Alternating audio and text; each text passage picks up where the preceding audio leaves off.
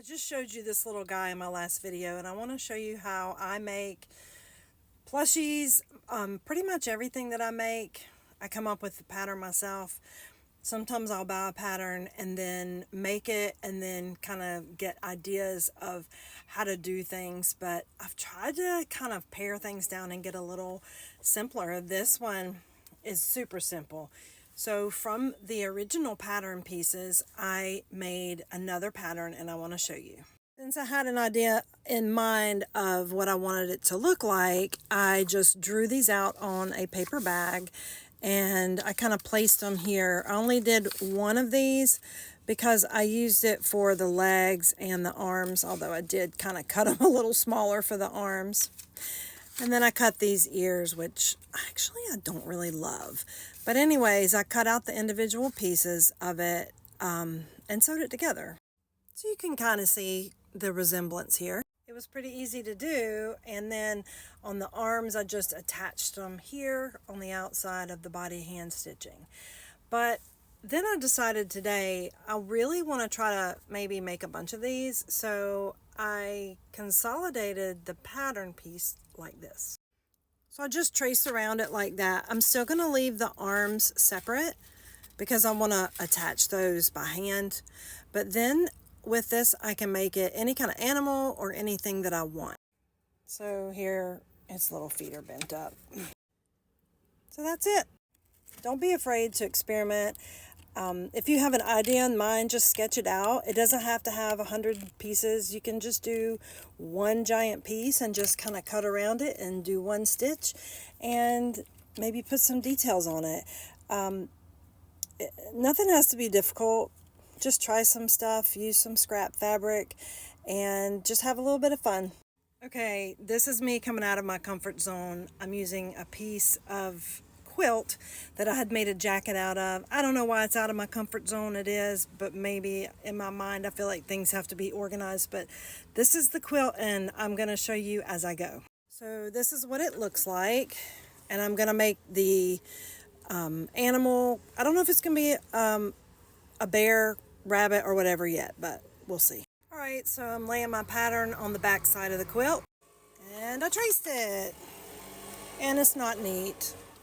I used to cut out my pattern pieces and then sew around it with the seam allowance, and honestly, I was not very good at that, and I would always miss pieces of the fabric. So I'm going to show you how I have been doing this lately. So I cut the excess off. So I'm left with two pieces that are kind of the same size. They are now pretty side to pretty side. So for me, what this does is it leaves all of this excess in case I get super messy and go outside the line, because normally you might cut and leave only this much from there to there, but now if I have issues, I can sew other places and then seam rip it, and then I don't have issues. I just have this on a straight stitch, and I'm going to bump this up a little bit, and then I'm going to sew. I forgot I wanted to put eyes. Let me show you what I'm doing so you don't end up seam ripping. I just took it off of the machine, and I'm using this to mark where I want the eyes, and I will put them on the other side, but let me show you. I just made a little hole. These are the little safety eyes I'm going to use. I finally got that through. That was very hard, but that's what it looks like. They're the little safety eyes. One more. There's the second. By the way, needles really matter. I was having trouble going through this fabric. It's very thick, and I changed it to a 9/14, I guess, and it is perfect. So just keep that in mind whenever you're working, that you want to use the right needle. I sewed around all the lines. I left an opening right here so I can turn it, and now I'm going to cut it out. Okay, so here we are. It's pretty messy, but I'm about to turn it right side out. I think this is where they say trust the process, because I had to rip open all of this just to turn his legs right side out. Oh boy, I'm going to have to do a lot of hand stitching. We'll see.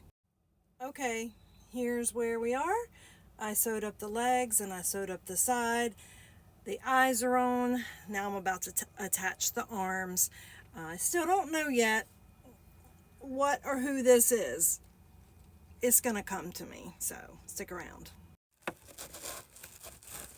I can't. Y'all saw the process. There was no plan, but I think I made my most favorite bear ever. This is stuffed with the remnants of this quilt. Anybody want a memory quilt bear? Thanks for watching.